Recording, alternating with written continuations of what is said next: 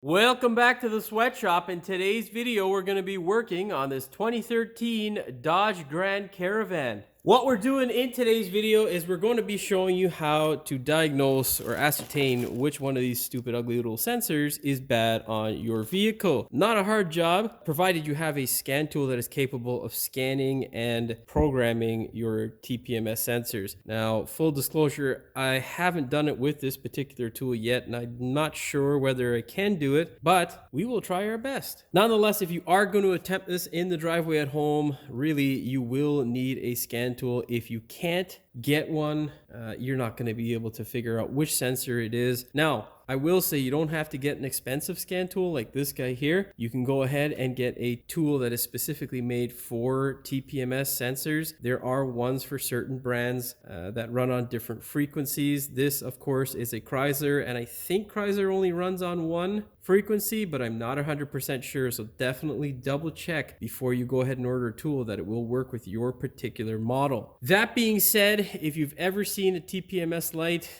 it is that stupid flat tire looking sort of light with a exclamation mark in the middle that just drives you nuts. And as you well know, if you've ever purchased one of these sensors, they're not cheap. They are quite expensive. They can range anywhere from like $30 on the low end all the way up to like $200-300 for certain manufacturers. It is so stupid. Some cars, is it needed? Yes. But on vehicles like this, really, my opinion, we should be teaching people how to visually inspect their car before they get onto the road. They, know what to look for, because I don't know what part of the world you may be watching this from, but I'm from a place called Toronto, Ontario, Canada, and well, let's just say driver education is a thing of the past. Yeah, in terms of driving skill as well as just general knowledge about cars, and I think that is a huge disservice to the Canadian public. It just sucks. We have so many people who just don't know what they're looking at and don't have any common sense anymore. And really, these sensors really add to the issue because people, again, just don't know what the hell they're looking at or know what they're doing for the most part. And I think it is imperative that people actually understand that they're driving a potential 2,000 plus pound death machine. In this case, you've got 2+ tons, which is almost 6,000 plus pounds of death machine. If you don't know how to handle it, care for it properly, it can easily take someone's life. So nonetheless, that's my opinion. At the very least, you will find this video informative, I hope, and entertaining as well. I pray. Of course, before we get started with today's video, do me a big favor, hit that subscribe button as well as the notification bell so you never miss one of my new videos. Okay, now let's go have a seat inside and we shall play with this thing and look at some stuff. We've got the one message, so we'll take a look at that. Let's see what she says. It's oil change due. So not applicable to what we're doing. Okay. Now we don't have any other notifications on our dashboard, but we do have up in the corner here, or our message center, up in the corner here, we do have this little ugly bastard here. That is the tire pressure warning light. It is a annoying light that is highly visible whenever you're driving at night or in the day. It drives me nuts, and it's one of the more expensive problems to fix. So usually most customers don't end up fixing it because it's not really needed. Is there a problem with the tire or how it's sealing? Not currently. All of them were at 40 psi. Generally what happens in these things is the battery just conks out. Now customer wants a fix, so I'm going to be showing you how to fix it, and it's going to be a nice little thing for me to experience so that I can see whether this scan tool will do the job.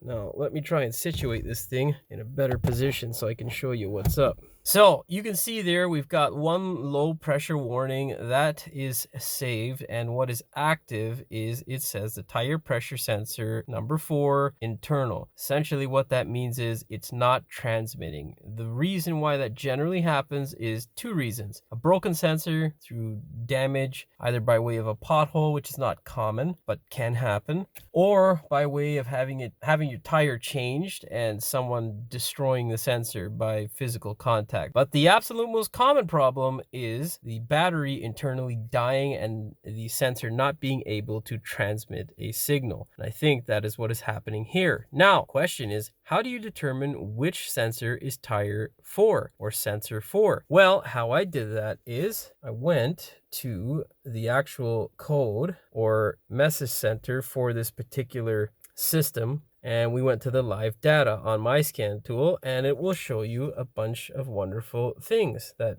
don't really mean anything. Then what you're going to look for, well, they don't mean anything in relation to what we're looking at now, but what you're going to look for is tire number 1, 2, 3, and 4. Then how I determine what was going on was, well, I would go around to each tire and I would let about 10 psi of air out of the tire, and then I would drive it to reset the system. And what I read online was basically you got to get the system up to 50 kilometers per hour or 35 miles, and then it would track the TPMS to see what the pressure was in each tire. So I did this for a couple of tires and we got readings and it changed. I've inflated them back up, but for tire number 4, which happens to be on the driver front, we didn't get any reading change whatsoever. And that is how I determined which sensor was bad. So you're gonna have to basically go around to each corner, let some air out, drive the stupid thing, and then see which one's transmitting. Easiest way that I found to do it.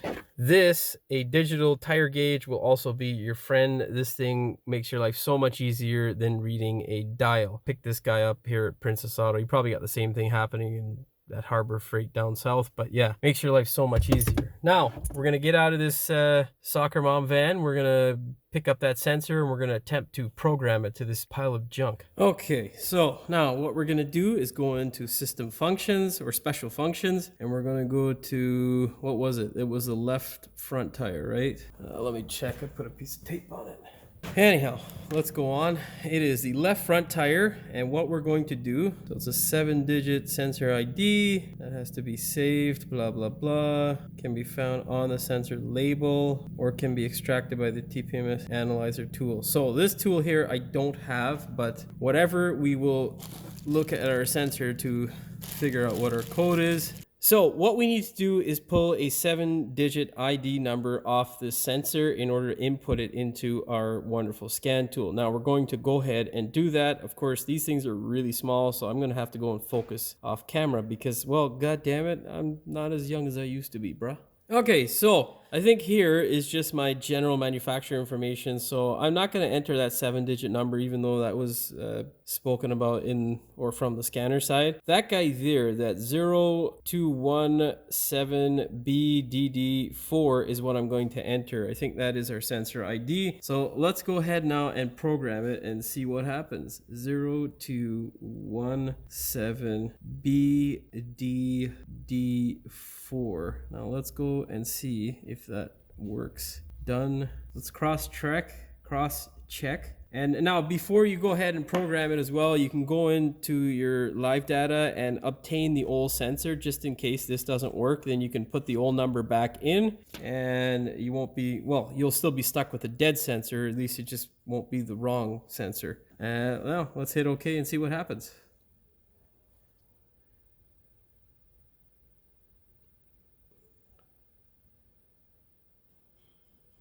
Left front sensor has been programmed. Great. So that should be successful. Now, all I got to do is take my tire off, put this ugly little bastard into our rim and tire assembly, and then we go take it for a test drive and make sure it's transmitting the correct signal. I'm not going to bore you with that. I'm going to go do that off camera and I shall see you back. Don't worry, I'll give you the torque spec for the wheel. And well, if you don't know how to take the wheel off, well, this video is going to be way over your skill level, so put the tools down. Okay, so what I've done is I have changed out the valve, I've inflated the tire, put it back on the car, and I have torqued them. The torque spec is 100 foot-pounds or 135 Newton meters. Now, before you go ahead and take it for a test drive, make sure you torque the wheel. Second thing is, when you're taking off a sensor, there's a T10 torque screw that you're gonna have to loosen up. This little guy here.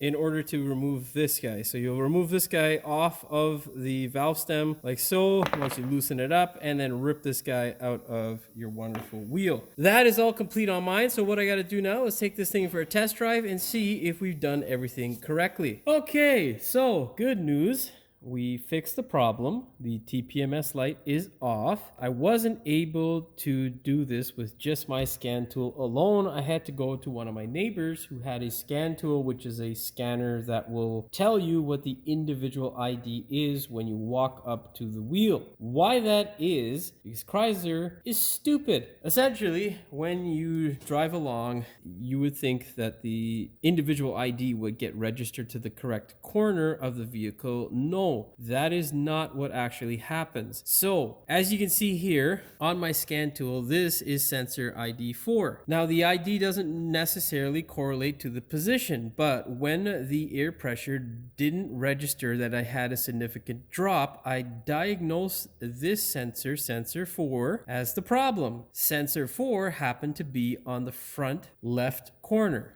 So to make this a little bit easier, made up a little bit of a diagram here. This is where our bad sensor was located, but in the program position, this is where our sensor 4 is located. So I had programmed the left front sensor as being bad, but that was not the correct sensor that was registered to this corner. So this was not in fact the left front sensor. It was the one that was bad, but this sensor that was actually bad was registered to the left rear corner because this is position 4. So positions as follows as I understand it: 1, 2, 3, and 4. When I registered in order to remedy the issue, which was number 4, which I was correct, this was the position of the bad sensor, but this was registered as number 1. So when I registered, it deleted the number 1 sensor. So this guy got deleted. And where was the number 1 sensor? Well, the number 1 position sensor was actually on the right front over here. Now this guy wasn't registered. So in order to cross-reference and check the problem, I registered under number 4, which would be the left rear tire, the new sensor. So when we registered, we got our new ID here. We got our registered TPMS reading. So we know we have